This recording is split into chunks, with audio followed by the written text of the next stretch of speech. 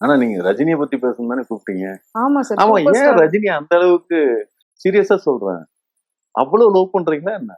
லவ்லாம் இல்ல சார். ஆ, அது எப்படி சொல்றது? சூப்பர் ஸ்டார்னாலே ஒரு மாசு, ஒரு கெத்து.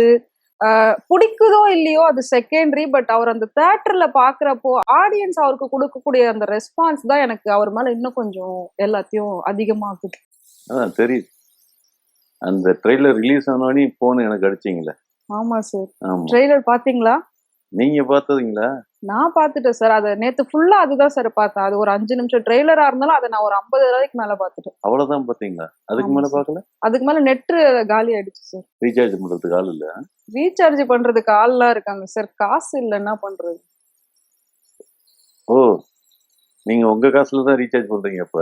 ஆமா சார். ரீசார்ஜ் யாரையும் பண்ண வைக்கிறது இல்ல? அப்படிலாம் நமக்கு இல்ல சார். நம்ம அந்த லெவல்லாம் தாண்டியாச்சு. இப்ப நம்ம தான் இன்னொருத்தருக்கு பண்ணி விட வேண்டியதா இருக்கு. அந்த ஸ்டேஜ்ல இருக்கோம். இந்த கால் பண்ணா பாய் ஃப்ரெண்ட் கிட்ட ரீசார்ஜ் பண்ண சொல்றதெல்லாம் நம்ம தாண்டியாச்சு சார். இப்ப நம்ம தான் சார் ரீசார்ஜ் பண்ற மாதிரி இருக்கு. அப்படிங்களா? ஆமா நல்லா சார். கேட்டுக்கங்க. கமெண்ட்ஸ்ல உங்க நம்பர்லாம் போட்டுருங்க. உங்க நம்பருக்கு அவங்க ரீசார்ஜ் பண்ணி விட்டுருவாங்க. Okay sir.